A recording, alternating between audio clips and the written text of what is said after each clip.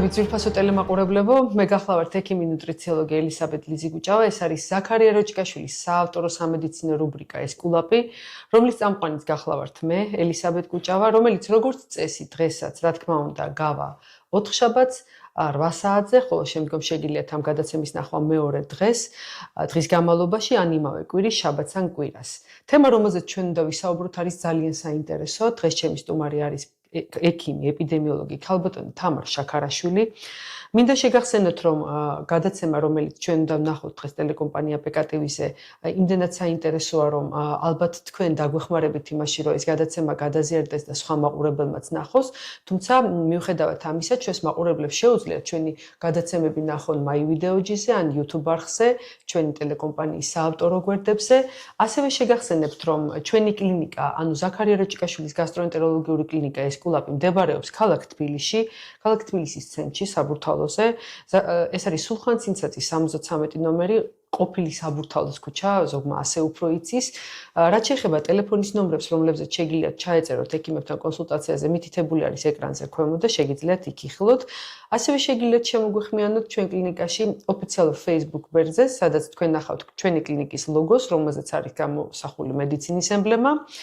დასაწყისშივე შეგახსენებთ, რომ 17 ოქტომბერს ჩვენი კლინიკა 3 წლის გახდება, მიუხედავად იმისა, რომ ცოტა პატარა ვართ ასაკით, აი მცირე ასაკის მიუხედავად უკვე უამრავი გამოჯანმრთელებული და მადლიერი პაციენტი ყავს, რასაც ადასტურებს თქვენს მიერ გამოხმაურებები, კომენტარები, გინდათ სოციალურ ქსელებში, გინდათ კლინიკის ჟურნალში, ასევე ჯაჭვური რეაქციით პაციენტების ნათქვამები და უამრავი მადლიერი პაციენტი, რომელიც მოდის და აღნიშნავს, რომ ახლობელმა გადმოამისამართა ჩვენთან. რა თქმა უნდა, ამ დღეს თქვენ გილოცავთ ქალბატონო თამარ, როგორც ჩვენი კლინიკის ექიმს და სამედიცინო გადაცემა ესკულაპისა და ტელეკომპანია PKTV-ის სახელით ულოცავთ ყველა ესკულაპას. ესკულაპის პაციენტს ამ ლამაზ დღეს და უსურვებთ ჯანმრთელობას და კეთილდღეობას. 18 ოქტომბერს კი გრიგოლ ხანძთელის ხსენების დღეა PKTV-ის მიერ დაარსებული ქართველ მამულიშვილთა დღე აღინიშნება ასევე, ყველა ქართველ მამულიშვილს ასევე გილოცავთ ამ დღეს. ახლა კი გადავიდეთ ძირითად სათქმელზე. წარმოგიდგენთ კიდევ ერთხელ ჩვენს სტუმარს, ჩვენი კლინიკის ექიმ ეპიდემიოლოგოს ქალბატონ თამარ შაქარაშვილს და მინდა გითხრათ, რომ ძალიან საინტერესო და საჭიროებო თემაზე გვექნება ჩვენ საუბარი. ძირითადი თემა იქნება საუბრის ურბანული პრობლემები, კერძოდ ქალაქ თბილისის პრობლემები პირველ რიგში და დაავადებათა რისკი. კიდევ ერთხელ მოგესალმებით, ჩემო კარგო თამარ. მოგესალმებით. მადლობა მოგზანებისთვის, რომ დრო დაგვითმეთ, ასე ვთქვათ. მადლობა მოწვევისთვის, მივესალმები PKTV-ის მაყურებელს, ჯანმრთელობას უსურვებ და ასევე ზაქარია როჭკაშვილის გასტროენტეროლოგიურ კლინიკას ულოცავ იუბილეს და ძალიან ბევრ წარმატებას, ბევრ გამოჯანმრთელებულ და მადლიერ პაციენტს უსურვებ. კი ბატონო, ქალბატონ თამარ, ჩემო კარგო, თუ შეიძლება მოგმართავთ სახელით, იმიტომ რომ ჩვენი მეგობრობა ამის უფლებას გვაძლევს. პირველი პრობლემა, რომელზეც გვინდა ვისაუბროთ, ეს არის ქალაქ თბილისი და ქალაქ თბილისის დასუფთავების პრობლემა.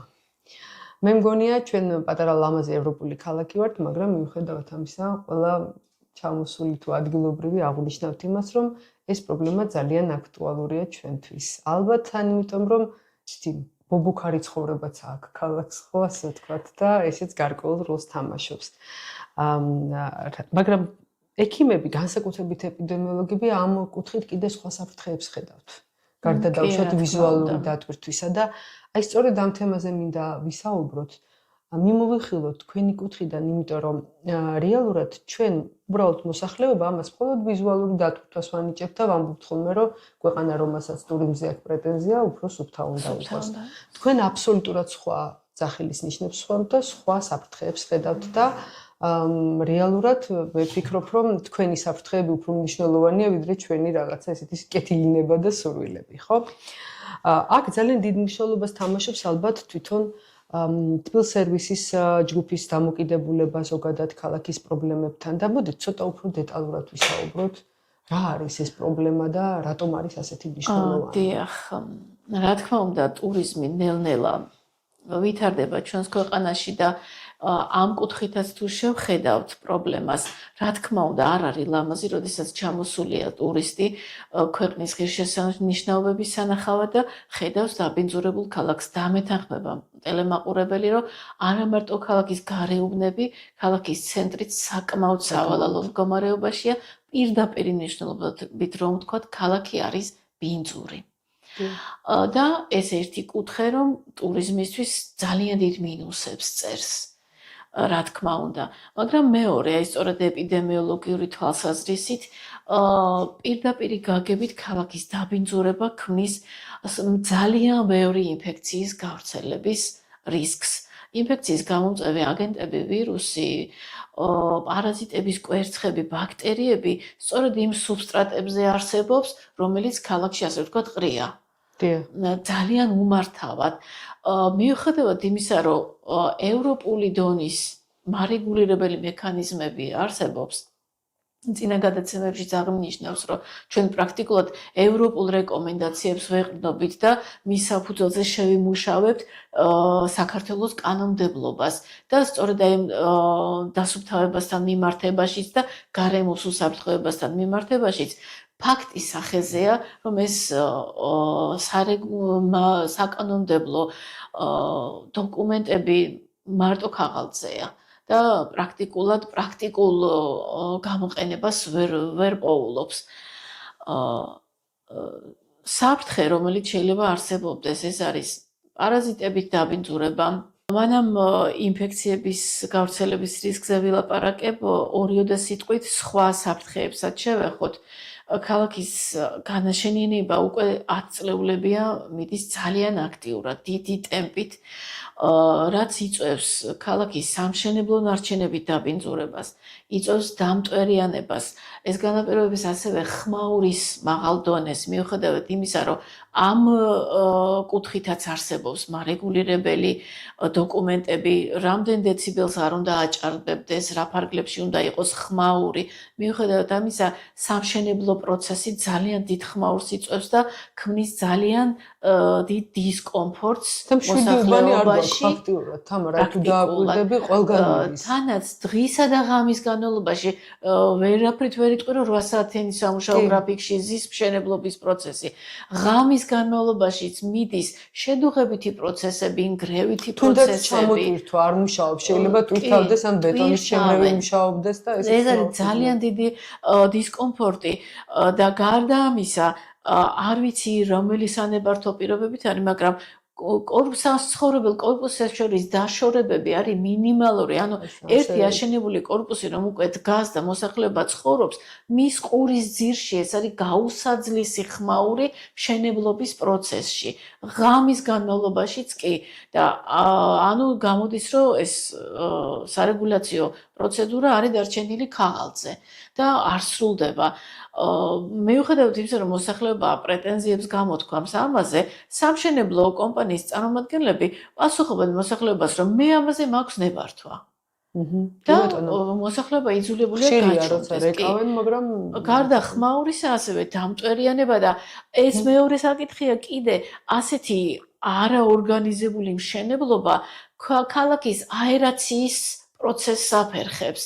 ქალაქის მშენებლობა და დაგეგმარება უნდა ხდებოდეს ისე, რომ მშენებლობებს შორის ქალაქის განიავების პროცესი ხდებოდეს. კვარი, რომელიც ბუნებრივი ვენტილაცია იყო ქალაქის, დღეს არის ისე ჯებირებში მოქცეული კორპუსებში, რომ ფაქტიურად არა მარტო მტვერი გაქონდა, არამედ აგრილებდა კიდეც. რა თქმა უნდა, და გარდა ამისა, აი ასეთ აქტიურ მშენებლობაში ხო გაიზარდა დასახლების რიცხვი, ხო? მოსახლეობის რიცხვი გაიზარდა და მოსახლეობასთან ერთად გაიზარდა საავტომობილო ტრანსპორტის რიცხვიც, რაც იწვევს გამონაბოლქვის ძალიან დიდ რაოდენობას ქალაქში და აერაცია რომ არ ხდება, ჩათვალეთ, რომ საცხოვრებელ გარემოში ეს მძიმე მეტალები ტყუის შემცველია, ხო, ეს გამონაბოლქვი ილექება ისევ ქალაქში, ანუ აერაციის შეზღუდვა კიდევ უფრო ამატებს რისკებს სასუნთქი გზების, ონკოლოგიური დაავადებების განვითარების, ალერგიული რეაქციების და ასე შემდეგ. აი ძალიან მრავალმხრივი რისკების წინაშე დგავართ. რომ ჩავშალოთ თამარ, თუ დააკვირდებით, იმდენად მძიმე ის არის და იმდენად ბევრი საუბროა, რომ აი თუნდაც ტრანსპორტიდან და საწვავის მავნეობიდან დამთავრებული ხმაურის ფენომენი, რომელიც ყველას გვაწუხებს და ისე მივეჩვიეთ, რომ უკვე ვეღარც აღვქვამთ ხმაურობს თუ არა. რა თქმა უნდა. და აი კიდე რისი თქმა მინდოდა, ეს ხმაური, რომელსაც თითქოს მივეჩვიეთ, ძალიან სერიოზულ გავლენას ახდენს ნერვულ სისტემაზე. და მუდმივი ვიბრაცია კიდე, რომელიც არის ვიბრაცია ცალკე კი და ნერვულ სისტემაზე მაინც თვითონ ტვინი არაა მოწყობილი ისე რომ ბუნებრივად რომ აი ესეთი მაღალი სიხშირის ხმაურს შეეგუოს და იძულებული ხარ იცხოვრო ამ გარემოში, მაგრამ ნერვული სისტემა თავისაშრება და ეს ასახვას პოულობს. მე არა ვარ პროფესიონალი ექიმი და არა ვარ ფსიქოლოგი, ნევროლოგი, ვთქვათ, ნევროპათოლოგი, მაგრამ ფსიქოემოციური აშლილობის განვითარების მე ვფიქრობ ძალიან მაღალ რისკებს. ეხლა ჩვენ მოქალაქეობრივი თვალსაზრისითაც ყოველგვარი პროფესიონალური იმის შეგვიძლია, თუნდაც ის მშენებლობა შესაძლოა საფრთხესაც უქმნიდეს უკვე ძველ სახლებს, რომლებიც არის, იმიტომ რომ ძველუბნებში ჩაშენება ხდება. ეს საკმაოდ ბევრ პრობლემას წარმოშობს, თუნდაც სამედიცინო, რა თქმა უნდა, ეს პრობლემების წინაშე. შეიძლება შემდგომ ტრავმატიზმი ძალიან მაღალია, იმიტომ რომ დაუცველია მუშების ზოგიერთ ობიექტზე, მიუხედავად უამრავი კანონისა და რეგულაციისა, აი ხშირად ხედავთ ხოლმე ვიდეოებს რაღაც ფოტომასალას, როგორ მუშაობენ და აბსოლუტურად ექსტრემალური, მიუხედავად ყველაფრისა, რა თქმა უნდა, ესე ხდება. როგორია თბილსერვის ჯგუფის დამოკიდებულება? რა თქმა უნდა, ეხლა ჩვენ ვამბობთ, რომ კანონიერის ფარგლებში რაღაცა პროტოკოლებია შემუშავებული, ზოგი უცხოური მოდელები ის კიდე რამდენად ერგება ჩვენ ქვეყანას, ეგეც თემაა. ეს მეორე პრობლემაა კიდე. ჩვენ საკმაოდ თბილი ქვეყანა ვართ და როგორც ვიცი, ყოველ გრადუს მნიშვნელობა აქვს ინფექციების გავრცელებისთვის, ხო მართალია? და კადრების დეფიციტი ალბათ, რომელიც იმათაც აწუხებს. მაგის თქმა მინდოდა, რა თქმა უნდა, თბილსერვის ჯგუფი მუშაობს, აკეთებს რაღაცას, მაგრამ დილით ვამჩნევთ თბილისში, როცა ადრე აბსოლუტურად არასაკმარისი. დილით გადის ნარჩენი, მაგრამ გაზრდილია ქალაქის მოსახლეობა, ბევრად უფრო მეტია, ვიდრე ამას ქალაქის შესაძლებლობები იძლევა, ხო? დღეში ორჯერ ნარჩენის გატანა, ეს არის მინიმუმზე მინიმუმი, ეს არის ძალიან ცოტა, იმიტომ რომ მთელი დღე რომელობაშიც არ უნდა გაიარო. ამას არ ჭირდება რაღაც საკანონმდებლო აქტების შეუძლებელია ესეთი მაღალ სართულიანი შენობები და 2-3 ბუნკერი ვიდგათ ხოლმე. რა თქმა უნდა. მე წარმომიდგენია, როგორი სისწრაფით ივსება, ძალიან სწრაფად ივსება, იყრება, ერთი ის რომ მოსახლეობას არ აქვს კულტურა იმისი, რომ ბუნკერი დახუროს და მეორე პრობლემა, არც თვითონ თბილსერვის ჯგუფის წარმომადგენლები, როდესაც ცლიან ბუნკერებს, არც ისინი ახურებენ თავს და შესაბამისად, რის მაგალითად იძლევა კომპანია, რომელიც შენ გემსახურება, იგივე იმეორებს მოსახლეობაც. არც ის ართვლის მერე პასუხისმგებლობა იმასაც არ აქვს და არც ის ართვლის თავს ვალდებულად, რომ იმ ბუნკერს თავი დაახუროს. აი, ბევრ უბანში ვაკეში მაგალითად ჭავჭავაძე წერტილზე გაკეთდა ეს თანამედროვე ჩამონტაჟებული და სხვათა შორის უფრო ჰიგიენურად მე მგონი უფრო სუფთაა. ხო, მაგრამ ეს ძალიან ცოტა არა. და ძალიან ძვირადღირებული პროცედურა ამის დამზადება, როგორც ვიცი და გატანა. ძალიან კარგია, მაგრამ ცოტა დანარჩენი თბილისის უბნები აი ნამდვილად სავალალო მდგომარეობაშია. თუმცა მე რასაც ვხედავ, მე მახსოვს ჩემი ბავშვობა, როდესაც ცენტრალური ბუნკერები იყო სახლებში. მე მგონია, რომ აი ამ გატანამ ერთი დადებითი იქონია ისო, თუნდაც მღრღნელები და ეს მეტსახლებიანი სახლებში, სადარბაზოებში აღარ არიან.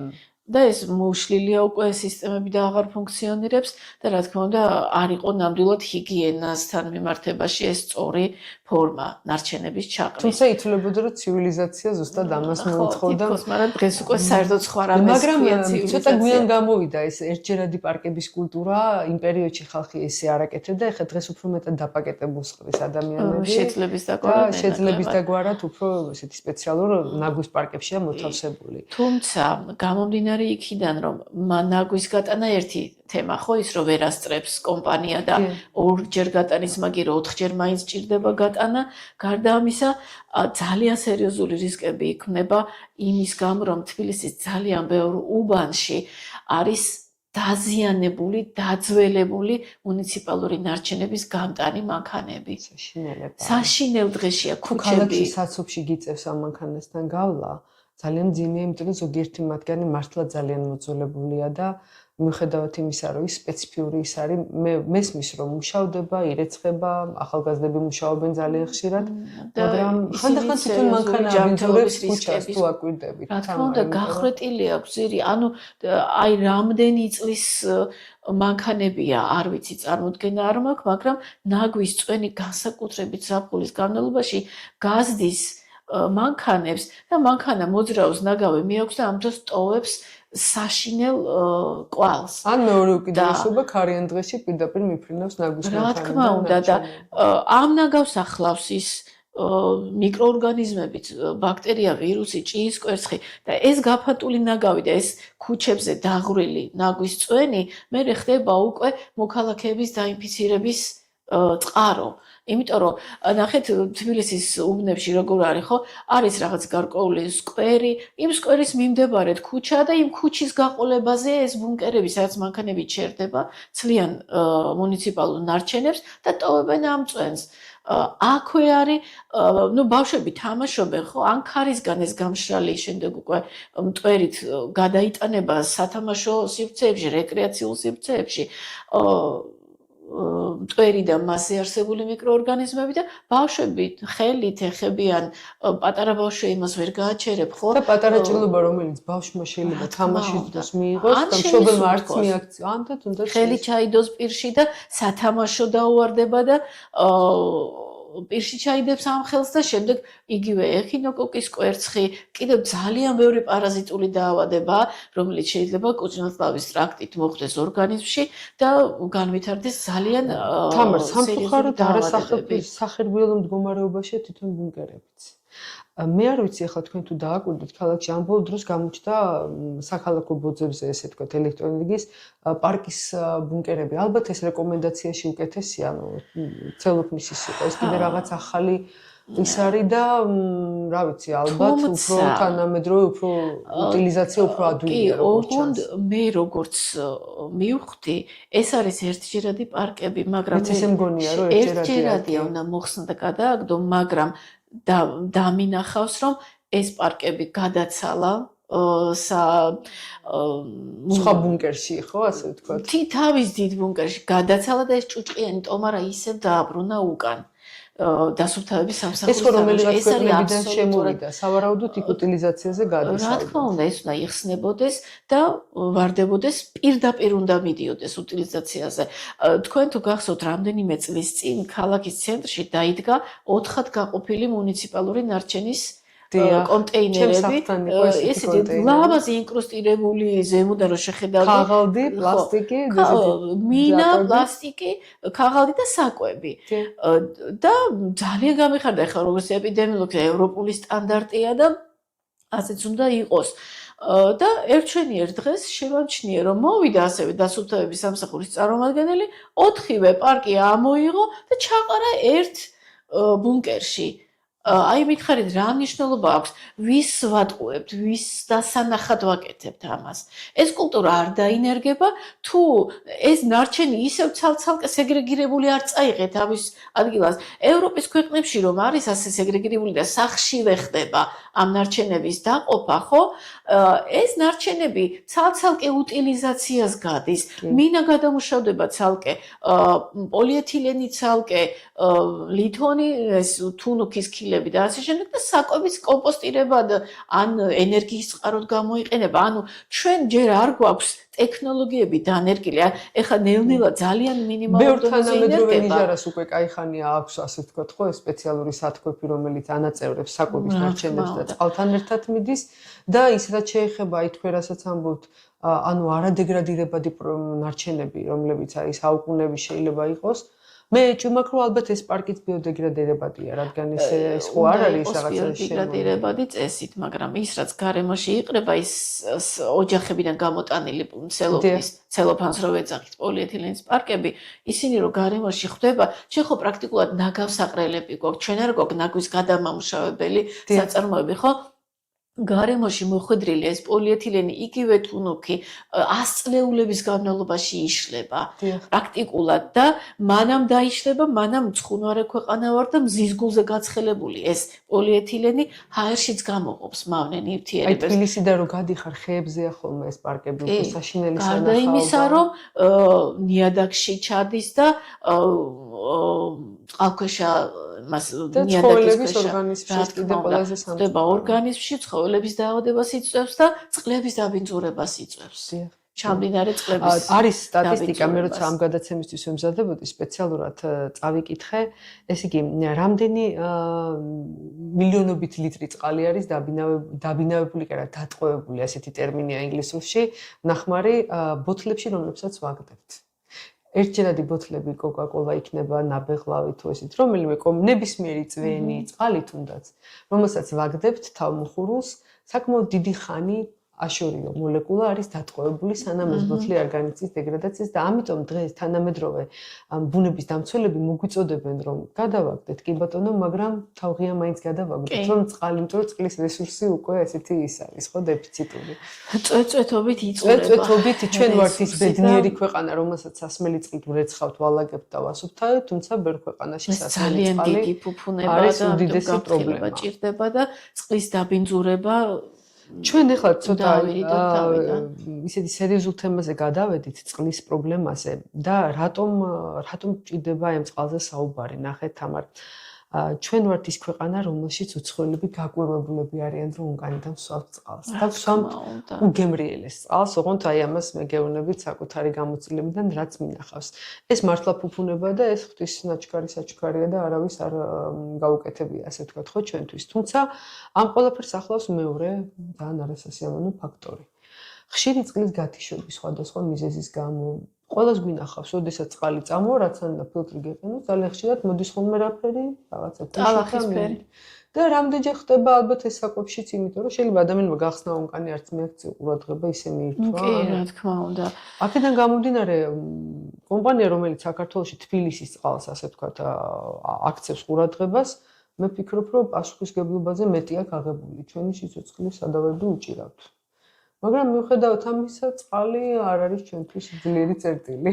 ნამდვილად დღეს თბილისში არ ვიცი საქართველოს სხვა კუთხეებში სხვა პრობლემებია წყალმომარაგების თვალსაზრისით, მაგრამ მე ვთვლი, რომ თბილისში ძალიან მოძველებულია წყალგაყვანა სასმელი წყლის სისტემაც და საკანალიზაციო სისტემაც და ეს არის მეორე პრობლემა და ყოველი ასეთი წყლის დაწყვეტის შემდეგ ძალიან დიდი რისკებია ისევ ნაწლავური ინფექციების გამოწვევების. არავინ არ აფრთხილებს აი მოსახლეობას დაკვირვებული ვარ რომ წყალი იქნება აი ამ შუალიდან ამ შუალიდან და შეგიწყდება წყალკანალი გვატყობინოს მოვდის არავინ არ ეუბნება რომ პირველი რამდენიმე წუთი თუნდაც ხო არის ხა მანდ არის იმის მიხედვით ხიდების როდის მიეწოდება წყალი ხო შეიძლება პირველ სართულზე უფრო დაბალი წნევით ავიდეს მთელი ასე ვთქვათ სიბინძურე და მათთან შევიდეს ხო ფილტრი ყოველთვის არ იცავს მაგრამ აი შეტყობინება ეს ინფორმირება რომ მაშინათვე არ მithumetes დიდი გათიშები როდესაც არის და მე ჭვიმაქ რომ ყოველთვის ავარია არ არის ალბათ ახალი ობიექტების დაერთებაც ხდება არა მე ესეთი იმიტომ რომ ხანდახან ისეთი ის არის ხოლმე ზედიზედ მოხდება გათიშა აი თქვენ რომ შეხვიდეთ ჯივიკის გვერდზე ფაქტიურად დღის განმავლობაში რომელიც ზღვაში არის ძალიან მოდის მესიჯები კი ეს ჩვენ და ესე რომ ნახოთ რომ დღე არ გავა ისე რომ სადღაც არ იყოს წყლის გათიშა რომელიც შეწყვეტა რისკებს ქმნის და მე ერთი ასეთი პრობლემაა კიდევ აი წეღან ვთქვი რომ საკანალიზაციო სისტემა არის სავალალო მდგომარეობაში საკმარისია პატარა წვიმა მოვიდეს და უცებ ხდება კოლაფსი ამ საკანალიზაციო სისტემის. არ ვიცი ახლა კონკრეტულად რა არის მიზეზი, მაგრამ ფაქტია, რომ კანალიზაციის მასა პირდაპირ ამოდის მერე ჭებიდან და რეცხავს ქუჩებს და ყველაზე დიდი რისკი აქ რა არის? ერთი უბედურება არის ის, რომ ბოლო წლებში რაც დაიგო ასფალტები და გააკეთდა სანიაღვრე ჭები ასფალტზე ზემოთ არის დაგებული ასეთი არაპროფესიონალიზმით უპასუხისმგებლობა არ ვიცი რომელ ქვეყანაში შეიძლება არსებობდეს წყალი რომელიც თუნდაც სასმელი წყალი იღვრება ვთქვათ საკანალიზაციო მილებიდან ამოსული ანუ დონის დაცვას გულისხმობთ ხო ვერც უვლის სანიაღვრე ჭებს რისთვის არის სანიაღვრე ჭა მარტო წვიმის წყლის გასატარებლად კი არა წვიმის წყლის და ისევე ამ დაზიანების შემთხვევაში რაც წყალი მოდის რომ ქუჩაზე არ გაიაროს და სანიაღვრე ჭას გვერდსულის წყალი და ეს საკანალიზაციო სისტემიდან ამოსული წყალი რეცხავს ქუჩებს და პრობლემა აქ რაშია იცით ზოგადად საკანალიზაციო სისტემის მილები 9 მეტრით დაბლა არის წესი ასეა სასმელი წყლის მილებთან შედარებით იმისთვის რომ დაზიანების შემთხვევაში არ მოხდეს მაგრამ როდესაც სადღაც რომელიღაც წერტილში დაზიანდა და გადმოირეცხა ქუჩა ეს ხო იჟონება ქვემოთ და აქედანაც ქმნის რისკებს იმისა რომ სასმელი წყლის მილებში შეიძლება სადღაც პატარა ხარვეზი არსებობს და მოხვდეს კანალიზაცია და დაბინძურდეს პრაქტიკულად აი თან რეაგირება ამაზე მოქალაქეები რეკავენ, დაგვიანებით ხდება რეაგირება საკანალიზაციო სისტემის დაზიანების შემთხვევაში და როდის მოაკითხავს ბრიგადა არ ვიცი, ალბათ სავარაუდოდ არც მუშა ხელი არაა საკმარისი იმისთვის, რომ დროულად მიხედონ ამ საკითხს. რამდენადაც მახსოვს თამარა არის ესეთი გადაცემებისთვისაც მაქვს ნანახი სპეციალისტებსაც ვთქვათ, იმავად სახსენებელ 90-იანებში, იმედია დღეს აღარ ხდება, იყო მშენებლობები, რომლის ობიექტის ხელმძღვანელები არაკეთილსინდესიერი, იმიტომ რომ გაემარტივებინათ საქმე, ცენტრალურ კანალიზაციას კი არ უერთებდნენ, ქუჩის სანიაღვრესთან აერთებდნენ საყოფაცხოვრებო კანალიზაციას და ამიტომ დღესდღეობით მე თუ ამაში ვინმე შემედავება, შემიძლია სახელებით გითხრათ გაჩერებები, სადაც როდესაც მე ფეხით მოსიარულე მოქალაქედ გავარ გაჩერებასთან და იქ არის ჭა, დგას სპეციფიური საყოფაცხოვრებო წყლის სუნი და არა სანიაღვრეს. ეს არის დამახასიათებელი სუნი იმ კანალიზაციის, რომელიც არის საყოფაცხოვრებო და არ არის შესაძლებელია დამტკიცებით ფორმაში მე მეც ვერ მახსოვს ვიტყვი. იმისის ტრაგედია, როდესაც იყო საქართველოში, როდესაც ესა შინელება ნიაღვარი ამოდა, მახსოვს ექიმები ეხვეწებოდნენ ყველას, რომ აცრილიყვნენ ტეტანუსზე დამუშავებული, იმიტომ რომ ძალიან დიდი რაოდენობით ეს ფეკალური მასები და სიბინძურე კანალიზაციის შეერია და ამისგან არასოდეს არ ვარ დაზღვეული საუბედუროთ, იმიტომ რომ თბილისი ისეთი მდინარეებით და წყლით მდიდარი ქალაქია ასე ვთქვათ. და როდესაც ჩვენ გვაქვს პრეტენზია იმაზე, რომ ევროპულ სტანდარტებს უნდა ვაკმაყოფილებდეთ, ამ შემთხვევაში ძალიან მნიშვნელოვანია ეს პასუხისმგებლობა ყველამ მოქალაქემ თუ ოფიციალურმა სტრუქტურებმა, ყველამ თავისი საკეთებელი აკეთოს, ყველამ აიღოს თავისი წილი პასუხისმგებლობა იმისთვის, რომ ჩვენი შვილები ჩვენს პრინციპში ჩვენ მოქალაქეები ყველა და მით უმეტეს მოზარდი თაობა ცხოვრობდეს უსაფრთხო ჯანსაღ გარემოში. ეს არის ძალიან მნიშვნელოვანი. თამარ და აი მე როგორც ნუტრიციოლოგს ყოველთვის მინდა ხოლმე ვთქვა, რომ არის ალტერნატივა სვათ დაუშვათ, თუმცა ფინანსურადაც დამდგუნველია ის პლასტიკის ბოთლებში ან მინაში მოთავსებული წყალი. მე ყოველთვის უპირატესობას ვანიჭებ სუფთა ცენტრალური კაიმითი წყალმომარაგებით მოწოდებულ წყალს. თუ დარწმუნებული და მე იმიტომ რომ ის ნანოპლასტიკი არის ბევრად უფრო სერიოზული პრობლემის ამას თავის მავნეობა აქვს. კი ბატონო, თან გადატანისო ხშირად ირღვევა პირობები, არ შეიძლება ეს ბოთლი გათბეს, ასე შემდეგ და მე მაინც ვფიქრობ, რომ ქვეყანა რომელსაც წყალი აქვს არ უნდა სვამდეს მისი მოქალაქე დაუშვათ ნაყიდ წყალს და ეს ცალკე ბიზნესმენის ვიღაცის ინტერესებს არ უნდა ემსახურებოდეს. ეს ჩემი მასაზრებაა, რა თქმა უნდა და აქ უკვე ყველას თავისი აზრი გვექნება ალბათ. კიდევ ერთი დიდი პრობლემა, რაც გვაქვს, არის პრობლემა, რომელიც დაკავშირებული არის ძალიან ისეთ როგორ გითხრათ, სადაო საკითხთან, ეს არის ცხოველები და ქალაქი. ნახეთ ჩვენ მე ხშირად ხედავ ხოლმე Facebook პოსტზე, მე თვითონაც ძალიან მოყვარული ვარ, შინაური ცხოველი კატა მყავს შეფარებული, ასე ვთქვათ და ხედავ ხოლმე, რომ ძალიან ხშირად ის მხიარული და კარგი ქუჩის ძაღლები, რომლებიც ჩვეულებრივ გვესალმებიან, როცა ვაჭმებთ, ხანდახან როცა ერთად გროვდებიან, საკმაოდ საშიშები ხდებიან. აგრესიულები ეს ძაღლის ინსტინქტია. ინსტინქტია და კიდევ ერთი საინტერესო თემა, აი ეს ძალიან ბევრი მერია, რომელსაც გვიკეთებს ხოლმე პერიოდულად ბაღები და ქვიშის სათამაშოები, ძალიან ხშირად ახალგაკეთებულ ბაღებში შესანიშნავად მინახია, როგორ ისაქმებენ ეს ძაღლები, რომლებიც მით უმეტეს მიჩვეული არიან ამ ქვიშაში. მით უმეტეს იქ, სადაც ბავშვები თამაშობენ. და ეს კიდე არის, აი მე წარმოვიდგინე ეპიდემიოლოგისთვის ამის დანახვა. ჩემთვის ძალიან მძიმეა. მიუხედავად იმისა, რომ მეც მყავს შეფარებული ძაღლი, ქუჩიდან აყვანილი ძაღლი და ძალიან დადებითი დამოკიდებულება მაქვს ზოგადად ქუჩის ცხოველების მიმართ, ჩემთვის როგორც ეპიდემიოლოგისთვის ძალიან მიუღებელია ქუჩაში მიუსაფარი ცხოველების არსებობა. როგორც ჩემთვის ცნობილია, თბილისში თუ საქართველოში 300,000 მიუსაფარი ცხოველია. მე წავიკითხე და ეს იყო ოფიციალური სტატისტიკა. მე რო გადავიანგარიშე ჩვენს მოქალაქეების რაოდენობაზე, მილიონნახევრიანი ქალაქში ჩავარდი, რომ ესე იგი რამდენად დიდია ამ ცხოველების რაოდენობა, რო ლავისი რამდენ ადამიანზე მოდის ერთი თან, ეს კიდე ქუჩის ცხოველები. 5% თუ საკმაოდ ძალიან დიდი რიცხვია და კიდე წარმოიდგინეთ, რამდენი არარეგისტრირებული. იმიტომ რომ შინყოფი ცხოველები ხა ჩვენ ავიღეთ პასპორტი ჩვენი ფისოსთვის, მაგრამ ბევრს არ ყავს დარეგისტრირებული და ეხლა ჩიპიზაცია იწყება, როგორც მოვისმინე და მე მგონი კარგია, იმიტომ რომ კი, ფინანსურ ხარჯებთან არის დაკავშირებული. ჩვენ შვილებს უფასო აცრები ეკუთვნით სახელმწიფო პროგრამით, ძაღლებს ვცრით და ვიხდით ფულს ამაში, ხო? თუმცა ეს არ არის ყველასთვის ადვილი. მოდელი, იმიტომ რომ ძაღლის ყოლა იქ ითვლება ერთგვარ ფუფუნებად და მე ვფიქრობ, რომ ყველას არ უნდა ყავდეს შინაური ცხოველი, იმიტომ რომ ყველა ვერ ახერხებს მის მოვლას. ნამდვილად რთულია, რომ ძაღლის ან კატის გაზდას იწყებ და ის გარეთ არ გაუშვა. ძალიან ბევრი ვერ ბოლომდე ვერ მიყვება ამ საქმეს. ძალიან საინტერესო თემა წამოჭერით. თამარ, ეს არის აი ერთ-ერთი დიდი გულის ტკივილი ალბათ ჩვენთვის, როცა მოყავს საყვარელი ფუმფულა ლეკვი ბავშვს და ოჯახს თამაშობენ და რაღაც პერიოდის მერე ბეზდებათ. იმიტომ რომ რთულია. ჭირდება ჯანმრთელობის დაცვა ძაღლს, სპეციფიური კვება ჭირდება, გასეირნება.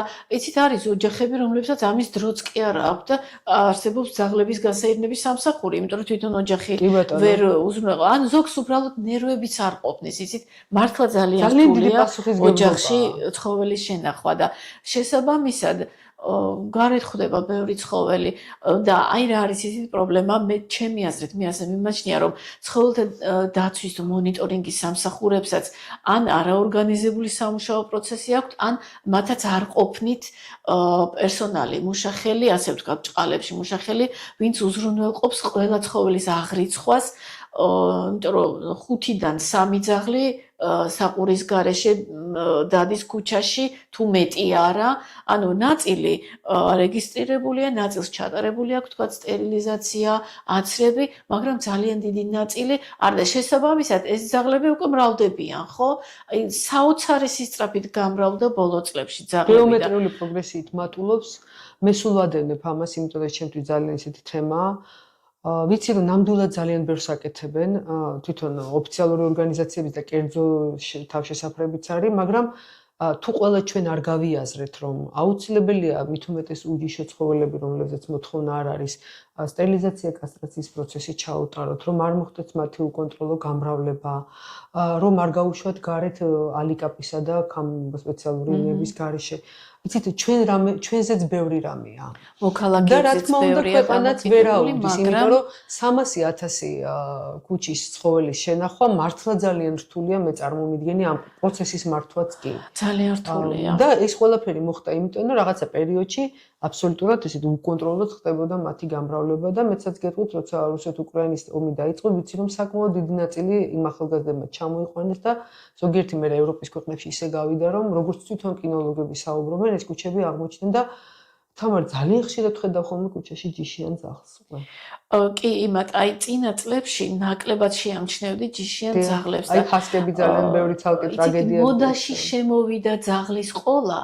მაგრამ არც საკანონმდებლო რაღაც მარეგულირებელი მექანიზმით და არც მოქალაქეობრივი ალბათ შეგნებით ბოლომდე ვერ დაიტოვა ბევრმა და უბრალოდ გამოუშვეს გარეთ და სამწუხაროდ ჯიშიან ძაღლებიც ძალიან მომრავლდა.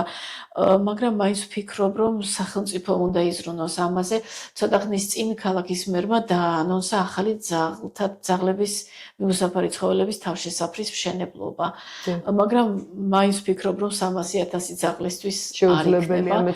სხვა თუ არაფერი ვეტერინარების რაოდენობაც უნდა იყოს იმდენი, რომ ამ ძაღლებს მიხედონ, ჯანმრთელობის მდგომარეობა მოუგვარონ და ისევ და პლუს დაფინანსება. მე ვკითხე სხვათაშორის პოსტზე დავაკომენტარე, ვინ იქნება თავდები, რომ ამ ძაღლების დაფინანსება არ შეწყდება და მე ბოდიში და ჯიბე გახურეტილი მოქალაქეების $10 იმედზე არ დარჩეს ეს თავშესაფარი, ხო? და მიპასუხეს, რომ მერია დააფინანსებს, ანუ მერიის დაფინანსების ქვეშ იქნება. ნახოთ, როგორ წავა სიტუაცია და მაინც ჯერჯერობით ძალიან დიდი რისკები რჩება ინფექციური დაავადებების გავრცელების. ბატონო, დღეს უკვე დადის მანქანები ქუჩაში აკეთებენ ამ კასტრაციას, სტერილიზაციას, მაგრამ ამბობენ, რომ მინიმუმ 5 წლიანი შუალედია საჭირო, რომ კლება მოხდეს რაოდენობრივ. ეს იგი რამხელაზე გავზარდეთ. მოერიო ამხელა. ჩვენ ვართ ქვეყანა, რომელზეც თურმე ერთ სულზე პირველ ადგილზე ვართ, ეხლა რაღაც სტატისტიკებში ლიდერობთ ცუდ სტატისტიკებში და სამწუხაროდ უპატრონო გარეთ ასეთი ცხოველების სხვადასხვა ერთი ესეთი ხელის შემშლელი ხარ რამდენად ნიშნულად შეიძლება არა, მაგრამ ხელის შემშლელი ფაქტორი არის ასეთი. არიან ადამიანები, რომლებიც ქუჩის ძაღლებს უვლიან და მართლა ძალიან უყვართ, გულწრფელად უყვართ და ეს ადამიანები კატეგორიული წინააღმდეგები არიან, რომ ძაღლები გადაიყვანონ თავშესაფარში. სერიოზული კონფლიქტები ხდება ხოლმე ქუჩებში ამასთან დაკავშირებით.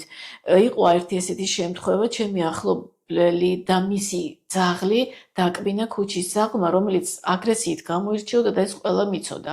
ამ გოგონამ დარეკა და წააყვანინა ძაღლი. შესაბამის ორგანიზაციის ფაქტი იყო დამტკიცებული, რომ დაგლიჯა მისი ძაღლი. და მეორე დღეს აი ამ ძაღლების მოყვარულმა ქალბატონმა ისე დღეში ჩააგდო ეს ჩემი ახლობელი გოგონა, რომ იძულებული გახადა, რომ დაერეკა იმ ორგანიზაციაში და ძაღლი უკან მოეყვანინებინა. იცით, ასეთი არგუმენტი აქვს, იცით, თავშესაფრებში რომ წაიყვანენ ძაღლებს, მათ დააძინებენ. მე არ მგონია, რომ ცივილიზებულ ქვეყნებში ძაღლების დაძინებით გადაწყვეტილიყო ეს საკითხი. ევროპის ქვეყნებში მეც გადავხედე მასალებს, დაძინებას მიმართავენ უიშვიათეს შემთხვევაში, როდესაც ძაღლი უიმედოდ უპერსპექტივოდ ავადმყოფია. მხოლოდ ამ შემთხვევაში, ისიც ზოგიერთ ქვეყანაში, ყველა ქვეყანაში არა. და ამიტომ თავშესაფარში ძაღლის გადაყვანა არ ნიშნავს, რომ აგრესიული ძაღლები, რომელთვისაც აუცილებელია სიცოცხლის ბოლომდე იზოლაციის მოგვარება. აი როგორც ადამიანებშიც ხომ არის ეს რა თქმა უნდა, სამწუხარო ფაქტია, მაგრამ სხვა გამოსავალი არ არის. ძაღლი ცოდოა, მაგრამ ადამიანიც იმსახურებს იმას, რომ ჯანსაღგარემოში ცხოვრობდეს და არ დადიოდეს და ძალიან ხშირად თვითონ ძაღლების პატრონები არიან ხოლმე რისკის ქვეშ. ხო მართალია, როცა ასეინებენ მით უმეტეს პატარა ძაღლი როცა გამოყავთ, მე თვითონ შევსწრები ვარ, როგორ დააცხრა ქუჩის ძაღლების და უშავ. კი, ჩემშიც გქონდა ზუსტად ასეთი შემთხვევა და უკბინა ძაღლმა, როდესაც ასეირნებდა თავის ძაღლს. თუმცა აი გვენასთან დაკავშირებით აი ცოტა უფრო მედიცინის თვალსაზრისით რო გავშალოთ ეს საკითხი, საქმე ესეა რომ ხალხი თulis რომ ძაღლს რომელსაც ბირკა აქვს, თუ ის ძაღლი უკმენს ადამიანს, მე რა ბირკა აქვს აცილია და არ არის მინდოდა ამის თქმა. აი ძალიან საინტერესოა აქ რა უნდა გააკეთოს. რამდენიმე წლის წინ ქალაქის სკვერებში დაიდგა ესეთი პატარა ბანერები ძაღლების გამოსახულებით და აწერია მე დავბრუნდი თავშესაფრიდან და ვარ უსაფრთხო. ანუ ძაღლი დაბრუნდა თავშესაფრიდან, გაუკეთეს სტერილიზაცია და აცრა ცოფის საწინააღმდეგოდ. მაგრამ რატომ არის უსაფრთხო? ცოფიზე აცრილი ძაღლის კბენა რამე შეღავაც იძლევა? თქვათ, სხვა ინფექციის გავრცელების რისკი არ არის დაკბენის შემთხვევაში? რა თქმა უნდა, მაგრამ პირველი მაინც არის ეს ლეტალური ინფექცია, რომელიც ყველაზე მეტად გვეშინია და რადგანაც ეხანაც თქვით, რომ ყველა ძაღლი არ არის აცრილი, არ არის აღრიცხვას და არ არის აცრილი, ცოფის გავრცელების რისკი, მიუხედავად იმისა, რომ ძალიან იშვიათი და ერთეული შემთხვევები ფიქსირდება, არავინ არ ვიცით ის ერთეული შემთხვევა შემთხვევაში, ვისი დაკბენის შემთხვევაში გამოვლინდა. თუმცა აი ხალხან გამოვლინდა ზუსტად ლეკვი, რომელიც ოჯახს ყავდა შეფარებული ცოფი დაუდასტო და რამდენიმე დღის წინ მოგვიწოდებდნენ უკვე სოციალურ მედიაშიც და ტელევიზიაშიც, რომ ვინ შემხებლობაში იყო, თავდაცვის ომები მიიღო. ნებისმიერ შემთხვევაში ეპიდემიოლოგები და რადიოლოგები ურჩევენ, რომ თუ მოხდა დაკბენის ფაქტი, ადამიანმა უნდა მიმართოს მაინც ასე ვთქვათ, აცრის კაბინეტს, ხო და უნდა აუცილებლად და თვითონ რადიოლოგი განსაზღვრავს დაზიანების ხარისხს და შესაბამისად დაუგეგმავს რაც რა რამდენი ჭირდება და ასე შემდეგ. და ამასთან ერთად კეთდება კიდე ტეტანუსის, იმიტომ რომ შეიძლება მოხდეს მიწა, რა თქმა უნდა. კი, დაკატვის შემთხვევაში მით უმეტეს წყალებში მიწა, ჭრილობაში მოხდის შემდეგ ისეთივე ლეტალური გამოსავალი აქვს, როგორც ცოფს აცრის. მე მინახავს აუცილებლობის შემთხვევაში. ჯგუფებში როგორ ასწავლიან ერთმანეთს, რომ ეხლა დააკვირდით იმ ქუჩის ძაღლს, თუ ძაღლი არ გარდაიცვალა, მე ვაქცინაცია შეგიძლიათ უკვე შეწყვიტოთ, უკაცრავად აცრის გაკეთება შეგიძლიათ შეწყვიტოთ, ანუ უკვე ხალხმა გარკვეულწილად აქვს. კი, გარკვეული ცოდნა მიიღეს. თბილისის უკვე ბედნიეროთაა თუ სამწუხაროდ არ ვიცი, მაგრამ მუშაობს კარგი ხანია უკვე 24 საათიანი კაბინეტები, იმიტომ რომ იმიტომ რომ საჭიროება არსებობს ამის. რა თქმა უნდა, იმიტომ რომ ძაღლების რაოდენობა კატასტროფულად გაიზარდა. და მოდი ძალიან მოკლედ ისიც ვთქვათ ჩვენ ხალხს რა ხდება მაშინ თუ ძაღლმა რომელსაც სამწუხაროდ აქვს ძაღლმა არა მხოლოდ ძაღლმა სხვათა შორის აი ესეც მინდა იცოდეთ რომ მარტო ძაღლზე ფიქრობენ ანალოგიურად ხდება კატაზეც ანალოგიურად შეიძლება მღრღნელებზე მოხდეს მათ შორის ღამურაზეც სხვათა შორის ხო რა ხდება მაშინ თუ ადამიანს უკბინა და რატომ არის აი ცოფი რატომ გვაშინებს ესე ძალიან რომ აი განუმარტოთ რამდენად ლეტალური და ისეთი ძიმე ინფექცია ფაქტიურად ჯერჯერობით ლეტალური ინფექცია ჩვენ არ გვაქვს დადებითი ფაქტი მკურნალობა სპეციფიური მკურნალობა ცოფის საწინააღმდეგოდ არ არსებობს ერთადერთი გამოსავალი აქ არის ვაქცინა არის დაავადებები რომლებიც ანტიბიოტიკებით იკურნება ანტივირუსული პრეპარატები არსებობს მაგრამ ცოფის ვირუსის საწინააღმდეგოდ ჯერ პრეპარატი არ გამოუგონიათ სამწუხაროდ მაგრამ საბედნიეროდ დამზადდა ვაქცინა. არის ძალიან ბევრი დაავადება, რომლის საწინააღმდეგოდაც ვაქცინა ვერ მზადდება და შეუძლებელია ვაქცინაცია. საბედნიეროდ ვაქცინა არსებობს ნებისმიერ შემთხვევაში, აუცილებლობის შემთხვევაში ცოფი, ისევე როგორც ტეტანუსი, მთავრდება ლეტალური, ანუ სასიკვდილო გამოსავლით და ეს არის ძალიან მძიმე საყურებელი, ძალიან მძიმე პროცესი ცოფითაც და ტეტანუსითაც დაავადებული ადამიანის სიკვდილის ბოლო პერიოდი ეს არის წარმოუდგენლად აუწერელი, ენით აუწერელი დრამატული პროცესია. და კიდევ ერთი რამ მინდა აღვნიშნო, გარდა ცოფისა, როგორც თქვი, ახსენე ექინოკოკით დაინფიცირების ძალიან სერიოზული რისკი. აქ ერთ მომენტს დავურთავ კიდევ ქალაქის გარეუბნებში და სხვათა შორის ცენტრალურ უბნებშიც ხშირად შეგვიმჩნევია ქალაქის შემოგარენიდან შინაური ცხოველების ფაქტები. არის ფაქტები, რომლებიც აი ამავე ნაგავსაყრელებზე, ღია ნაგავსაყრელებზე იკვებებიან ხშირად და ქალაქის ურნებთანაც ხშირად დაგვინახავს.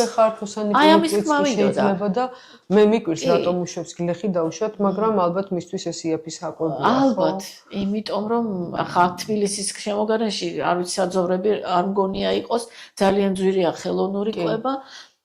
და შესაბამისად ექინოკოკის განვითარების გარკვეულ სტადიას ძაღლის ორგანიზმშიც და რქოსანი პირუტყვის კი ბატონო, აი ძალიან საინტერესო ორგანიზმშიც გადის განვითარების სტადიას და განვითარების რა თქმა უნდა, აი ზოანთროპონოზული დაავადება ესაა, სწორედ რომ ძაღლის ორგანიზმშიც მოხდება ლარვა, კვერცხი, ლარვა და ასე შემდეგ და შემდეგ უკვე ადამიანის ორგანიზმში იგივე ძაღლის ბეწვიდან, რომელიც სოფის თვალსაზრისით შეიძლება უსაფრთხოა, მაგრამ ექინოკოკის კვერცხი, რომელიც ბეწვზე უხილავად არის მიმაგრებული, სწორედ ყველაზე მეტად ბავშვის ორგანიზმში შეიძლება მოხდეს, იმიტომ რომ ახლოა დაბლა მიწასთან, სადაც ძაღლის სიმაღლე. და სწორედ ამიტომ არის, რომ განსაკუთრებით მწვანილებზე და ბაღჩეული კულტურაზე ვეუბნებით ადამიანებს, რომ კარგად გაირიცხონ, იმიტომ რომ ძნელად ცილდება და ხელების ჰიგიენა, მაგრამ ძაღლის ბეწვი თუ შემთხვევით ჩაყლაპა ბავშვმა ისე რომ ვერ შეამჩნია ეს უკვე პირდაპირ რისკია. ექინოკოკი, რომელზეც ქალბატონი თამარი საუბრობს, არის დაავადება, რომელმაც შეიძლება გამოიწვიოს მრავალი ორგანოს პრობლემა, იმის მიხედვით შეიძლება განვითარდეს. დაწყებული ღვიძლიდან დამთავრებული თავის ტვინით და აქედან ძვალი, ფილტვი, კუნთი და ასე შემდეგ ყველა ორგანო. რადგან ასეთი ცხოველო ანთროპონოზულ დაავადებებზე საუბრობთ, არის კიდე დაავადებების საკმაოდ დიდი ოჯახი, რომელიც გადადის თერმულად სწორად დამუშავებული ან არ დამუშავებული ხორცისგან და ამიტომაც ყოველთვის უმეორებ ხოლმე ხალხს, რომ ნუ შევიძენთ ხორცს ესეთ საეჭვო გარემოში, თუმეტეს ექსკურსიებზე გარეთ, რომელიც არ არის ეპიდემიოლოგიური სამსახურის სპეციალისტების მიერ, ვეტერინარების მიერ შემოწმებული. იმიტომ რომ შეიძლება მწუჩი არ გამოვლინდეს და რა თქმა უნდა იგივე ექინოკოკის განვითარებას ერთი კვირა და ორი კვირა კი არ ჭირდება თვეების განმავლობაში შეიძლება იზრდებოდეს ეს კაფსულა რომელშიც არის ექინოკოკის გამომწვევი მოთავსებული ექინოკოკი თვითონ და ან გასკდეს ის კაფსულა ან შეიძლება არ გასკდეს მაგრამ თქვათ გამოვლინდეს სხვადასხვა სიმპტომატიკით და ეს იქნება ძალიან დიდი ხნის მერე თვეების შემდეგ შეიძლება მოხდეს. კი ბატონო და იგივე წყლის პრობლემებზე როცა ვსაუბრობდით ეს დაავადებებიც წყლის სისუფთავე რეგიონებში მით უმეტეს იმიტომაა საჭირო დასაცავი რომ ხშირად ხდება ეს ფეკალური მასები აი როცა ტუალეტები არასწორად შენდება იქნება ჩამდინარე წყლები და წყალით შეიძლება აღმოჩნდეს ძალიან სერიოზული გადამცემი. აი 21 საუკუნის მეოთხედი მიიწურა პრაქტიკულად, ხო? და რა ვიცი, ზოგი უკვე მარსზე გაფრენის ბილეთებს ელოდება, რომ ექსკურსიაზე მარსზე და მთვარეზე წავიდნენ და ჩვენ დღეს სხვადასხვა თბილისის უბნებშიც და თბილისის შემოგარენშიც, რომელსაც ძალიან ეტანება მოსახლეობა, უკვე რომ მეტნაკლებად სუფთა ჰაერზე იცხოვრონ, იქაც კი ასენიზაციის ჭები არასტანდარტულად არის მოწყობილი, პრაქტიკულად პირდაპირ მიწაში ამოთხრილი ორმოებია დაცვის გარეშე და ეს რა თქმა უნდა ჩამდინარე წყლებს აბინძურებს და ძალიან დიდ რისკებს ქმნის წყლის. თან ეხა მით უმეტეს ფაქტურად ყველა გოჯი მიწა გაყიდული და გაცემულია, ყველგან შემოსაზღვრულია უკვე და თუ ადრე უფრო თამამად აშენებდა ადამიანი რაღაცას, უნდა ანგარიში გაუწიოს, რომ მეზობლის დაუშვათ დონე სად არის და აქედან ხომ არ ხდება წყლის ჩადინება. პრობლემა საკმაოდ სერიოზულია და ეს დაავადებები, რომლებზეც ქალბატონი თამარი საუბრობს, კიდე ერთი თავდაცვის მექანიზმი გვაქვს, ეს არის სუფთახელების თემა, განსაკუთრებით ბავშვებს, რომლებსაც ფრჩხილების კვნეტა უყვართ, ასე ვთქვათ, ხშირად ამბობენ ხოლმე, რომ პირში ჩადება, აი საუბედუროთ ეს პაწაწინა, ასე ვთქვათ, კვერცხები თუ ლარვები ეს ფრჩხილების ქვეშ ხშირად ბუდობენ ხოლმე და ესეთი ბავშვები ყოველთვის უფრო დიდი რისკის ქვეშ არიან და სწორედ ამიტომ ბაღებშიც კი იყო ხოლმე შემოწმებები მახსოვს და დღეს ალბათ იმედია სახელმწიფო ბაღებში ისევ ტარდება. არის ძალიან კარგია სამსახური. იმიტომ რომ ესეთი ჭიები, როგორც მას ხალხში ეძახიან, ასე ვთქვათ, ბევრ პრობლემას აძლევს პარაზიტები ბავშვებს და მათ შორის არის უამრავი მე ხშირად მინახავს კბილებს თუ აგრაჭუნებ, ჭია ყავს რჩევას აძლევენ. კი, სერიოზული ინტოქსიკაციის გამომწვევია ნევროლოგიური პრობლემები. თუნდაც ალერგიზაცია ძალიან ბევრს ხშირად მერე მომატებული და ძალიან ბევრი პრობლემა, მათ შორის ისეთი მძიმე პრობლემები, როგორც ახლა ექინოკოკოზზე თქვა, რომელიც ექინოკოკოზი შეიძლება ექინოკოკმა თუ მაგალითად თავის წვენში დაიბუდა, შესაძლებელი ისეთი სიმპტომატიკა მოგცეს, რომ ძალიან სერიოზული გართულებები, მით უმეტეს თუ გასკდა კაფსულა და ჩაღვრა მოხდა მისი, იგივე მუცლის ღრუში სერიოზულ პრობლემებს ქმნის, პერიტონიც და ასე შემდეგ. ასევე აი კატებიც ვახსენეთ, ჩვენ მარტო ძაღლი არა, ქუჩის კატებიც, რომლებიც ძალიან საყვარლები არიან და მართლა გინდა რომ მიხვიდე მოეფერო და ბავშვები მით უმეტეს ძალიან კონტაქტურები არიან. იგივე ტოქსოპლაზმოზი იქნება. ტოქსოპლაზმოზი, ბართონელოზი, კატის ნაკაწრის დაავადებას რომ ეძახიან, ხო? და არ ვიცი, უამრავი კიდევ ძალიან ბევრი დაავადება შეიძლება ჩამოითვალოს გარდა ცოფისა და ექინოკოკისა, რომელიც მიუსაფარი ცხოველებიდან შეიძლება ბავშვებს გადაედოთ. თმის ბუდობრივ ცვენას იწვევს ეს დაავადებები და ასე შემდეგ, რომელიც მერთმა აღარ ამოდის იმ ადგილას და მინახავს ბავშვები, სწორედ აი ამ კატებისგან დაინფიცირებული ბავშვები, რომლებსაც თმაზე ესე ბუდობრივად გაცვენილი და საკმაოდ ესეთი კომპლექსი იწვევს და ბავშვები ძალიან განიცდიან ხოლმე ამ მდგომარეობას. ერთადერთი გამოსავალი აქ ისევ და ისევ ცხოველებთან დაკავშირებით არის დროულად, რა თქმა უნდა, ვეტერინარული სამსახური, რომელიც ასე თუ ისე გვაქვს, ხო, საკმაოდ ჭკვიანი სპეციალისტები ყავს, საკმაოდ ძვირია საუბედუროდ, მათთან მიმართვა დროული აცების ჩატარება, რა ვიცი, ჰიგიენის წესების დაახვა და მაინც არ არის აუცილებელი, რომ საწოლში ყავდეს ალბათ. ესეც არის, იმიტომ რომ იგივე ძაღლის და კატის ნერწყვში არის ისეთი მიკრობები, რომლებიც მისთვის ნორმალურ ფლორას წარმოადგენს, მაგრამ ჭრილობაში მოხვედრისას სერიოზულ გართულებებს რა თქმა უნდა და ბავშვიც ალბათ უნდა მივაჩვიოთ, რომ ცხოველთან კონდეს კარგი თბილი დამოკიდებულება, ცხოველის კოცნა იციან ბავშვებმა, რა ვიცი, არ არის მიღებ. ძალიან ბევრი ვიდეო არსებობს, მართლა საწოლში უწევთ ძაღლები და ეს, მაგრამ სამედიცინო თვალსაზრისით, როგორც კიდე მოვლილი იყოს ძაღლი, გარეთ ხო გადის მაინც. ჩვენ ბავშვებს თვითონ არ კოცნით ხოლმე პატარებს მით უმეტეს, ხო, რომ არ გადაედეს ამ დროს ცხოველთან არის ესეთი, რომ ბავშვის კოცნაც არ არის ესეთი სასურველი, რომ არ გადაედეს ადამიანისკენ და მით უმეტეს ცხოველზე როცა საუბარი. სერიოზული მიკრობები აქვს პირის ღრუში. კი ბატონო, თამარ, ჩვენ ვერ ამოვწურავთ ამ თემას. მე ვფიქრობ, რომ აი ესე რომ ვიჯდეთ, ალბათ შეგვეძლება დღეების, იმიტომ რომ მართლა უსაზღოდ დიდი მასალაა, უსაზღოდ ბევრი პრობლემაა ჩვენ ქალაქში, რომლებიც აი ხა დღეს შევეცადეთ შედარებით ნაკლებად. მე იმედი მაქვს, შემდგომ გადაცემებში კიდევ უფრო მეც გავშლით. თქვენნაირი ადამიანის კომპეტენტური ადამიანის საუბარს ძალიან დიდი მნიშვნელობა აქვს, იმიტომ რომ თუნდაც დღეს ჩვენ ერთი ადამიანს თუ მაინც მივეცით სწორი გზა და აუხსენით რა და როგორი მოქმედოს, აი თუნდაც სოფლის შემთხვევაში ექინოკოკო ეს უკვე დიდი მიღწევა ამ გადაცემების და ამ გადაცემების დანიშნულება მიზანიც ეს არის და ამიტომ ძალიან დიდი მადლობა მინდა მოგახსენოთ თამარ ამისთვის. კიდევ ერთხელ გილოცავთ ჩვენი პატარა კლინიკის დაბადების დღეს. წარმატება მინდა გისურვოთ და ძალიან მინდა უსურვოთ ჩვენ ქვეყანას ზოგადად რომ ჯანმრთელად ვიყოთ და სიმშვიდე გქონდეს კიდე ხო ბედნიერება. მეც კიდევ ერთხელ ულოცავ კლინიკა ესკულაპს იუბილეს და ჩვენს მაყურებლებს და მთლიანად საქართველოს უსურვებ ჯანმრთელობას, ჯანმრთელი თაობის გაზრდას და წარმატებებს. მადლობთ, კარგად სანდრა.